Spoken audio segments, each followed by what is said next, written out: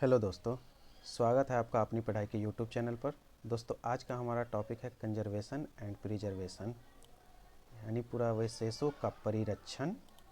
ठीक है, उनको बचाने के लिए जो भी विधि अपनाई जाती है, यानी कि दोस्तों कहने का अर्थ ये है कि उत्खनन स्थल से जो भी पुरावशेष हमें प्राप्त होते हैं, आर्टिफैक्ट्स जो भी हमें मिलते हैं, जो भी चीज़ें मिलती है, उन्हें हम प्रिजर्व करके रख सकें बेहतर तरीके से, ताकि वो ज़्यादा समय तक हमारे सामने उपस्थित रहें। ठीक है, तो उत्खनन स्थल पर पुरावशेषों और पुरानिधियों के परीक्षण के लिए आवश्यक सामग्री हम देखते हैं। तो सबसे पहला distilled water, nitric acid, acetic acid, hydrochloric acid, polyvinyl acetate, amyl acetate, acetone, ammonia, caustic soda, paraffin wax, plaster of Paris, test tube, glass, copper rod. ठीक है, copper rod, knife, brush, copper brush, pot इत्यादि का प्रयोग किया जाता है।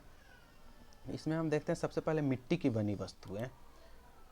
ऐसा नहीं है कि इंसानों के द्वारा सिर्फ और सिर्फ पत्थर, मेटल, इन सारी चीज़ों का प्रयोग किया गया, नहीं, मिट्टी की भी वस्तुएं का प्रयोग किया गया था, यानी मिट्टी की मूर्तियां जिसे हम मरीन मूर्तियां भी कहते हैं, साथ ही साथ बर्तन जिसे हम पॉटरी कहते हैं, जो हमें पॉटसर्स के रूप में यानी टूटे फूटे टुकड़े के रूप में भी प्राप्त होती है। तो मिट्टी की वस्तु ज़्यादा समय तक ज़मीन के अंदर रहने के कारण नमक को अपने अंदर अवशोषित कर लेती है।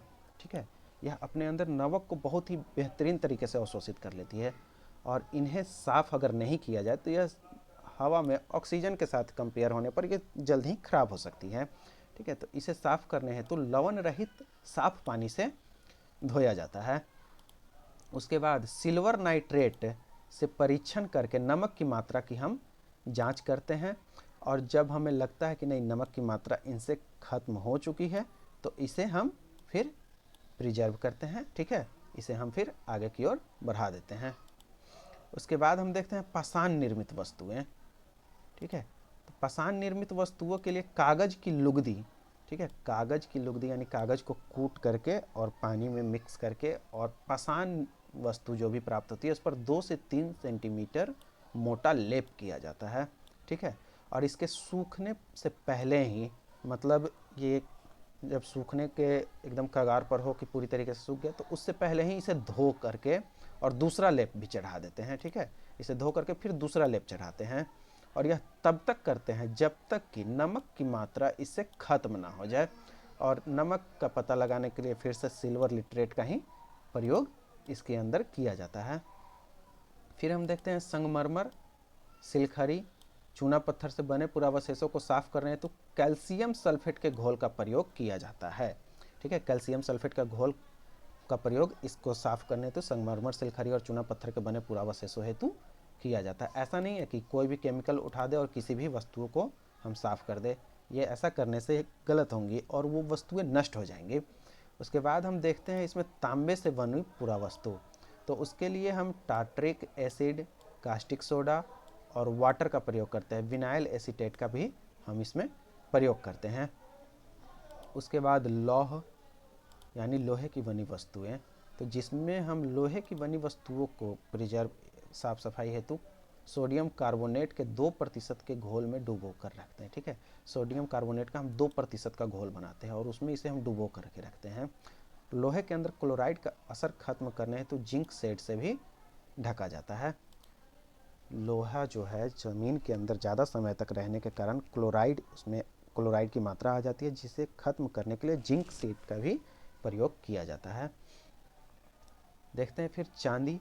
तो पृथ्वी के अंदर चांदी ज़्यादा समय तक दबे रहने के कारण उस पर सिल्वर क्लोराइड की परत जम जाती है। ठीक है, जिसको हटाने के लिए 3% के गंधक के घोल का प्रयोग किया जाता है, जिसमें पानी और अमोनियम क्लोराइड का प्रयोग भी किया जाता है। ठीक है, इसके बाद हम देखते हैं सोना। ये पानी और अमोनियम क्लोराइड का प्रयोग करके उसे हम मतलब प्रिजर्व कर लेते हैं। ठीक है, उस चीज़ों को हम बचाने के लिए इसका प्रयोग करते हैं। फिर हम देखते हैं सोना।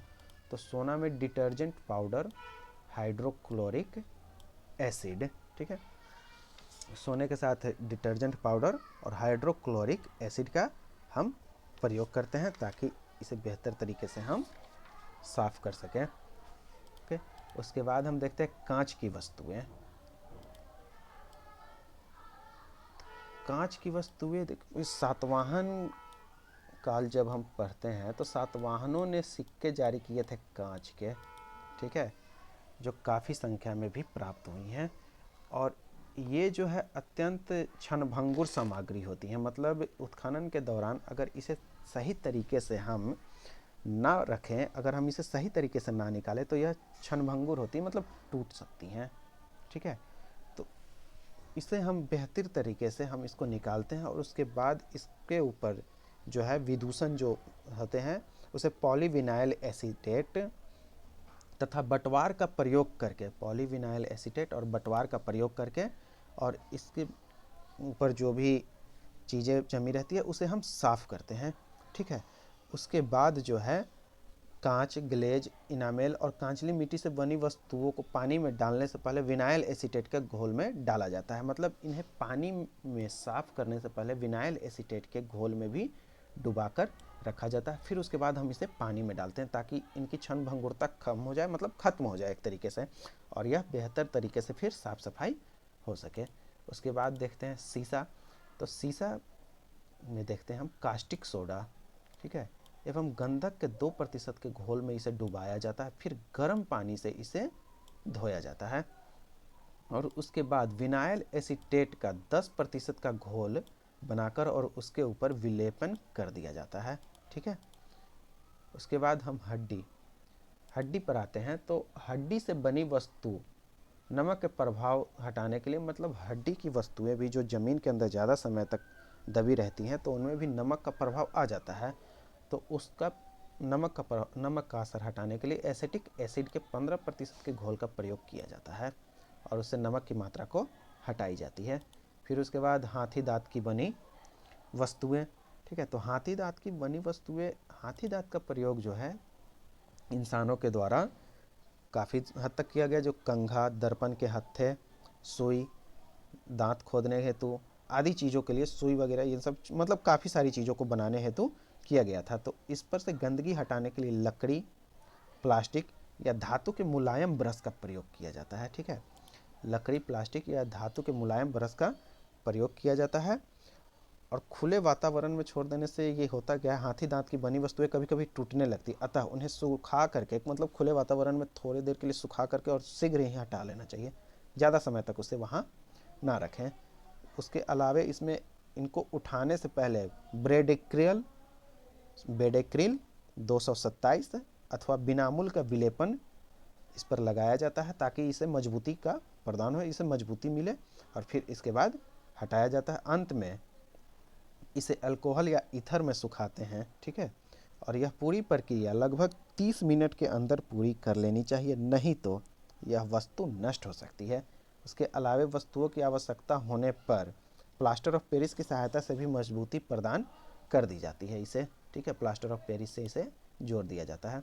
फिर उसके बाद हम देखते हैं क्या, काष्ठ, कागज, भोजपत्र आदि। तो काष्ठ, कागज और भोजपत्र का ये हम अगर देखते हैं, ठीक है, तो इंसानों के द्वारा लकड़ियों का प्रयोग, कपड़े का प्रयोग, कागज, भोजपत्र आदि का प्रयोग किया जाता है, ठीक है। जिनका भी हम अगर मतलब एक्सकवेशन में ये हमें मिलते हैं तो इसे भी हम प्रिजर्व करते हैं बेहतरीन तरीके से। तो कास्ट का हम प्रयोग अगर करते हैं, अगर इसे हम प्रिजर्व करना हो तो इसे हम बेहद सावधानी से इसके ऊपर से ब्रश के द्वारा हमें धूल धक्कर मिट्टी जो भी लगी है उन्हें हटानी पड़ती है। उसके बाद हम इसे कपड़े में लपेट कर या पेपर में लपेट कर और इसे हम रखते हैं, ठीक है। कपड़े जो हैं, कपड़े मिलने पर हम इसे बेहद सावधानी से एकदम उत्खनन स्थल से उठा करके और पेपर पर या फिर कॉटन के ऊपर हम इसे रखते हैं, क्योंकि कपड़े होते क्या है कि समय के साथ ये सड़ जाती है, तो इसे बेहद सावधानी से रखा जाता है। उसके अलावे अगर कोई मॉडर्न युग के, एंशिएंट पीरियड के तो कपड़े बचे नहीं, तो यानी मॉडर्न और मेडाइवल पीरियड के कुछ कपड़े मिलते हैं, तो उन कपड़ों को भी प्रिजर्व करने के लिए केमिकल का प्रयोग किया जाता है और बेहतर मतलब बहुत ही सावधानी से उसे रखा जाता है। कागज़ की भी वही हाल है और भोजपत्र के लिए भी इन्हीं सारी चीज़ों का प्रयोग किया जाता है। Thank you. अगर आप चैनल पर नए हैं तो सब्सक्राइब करें, लाइक करें, बेल आइकन को ज़रूर दबाएं और शेयर करना ना भूलें।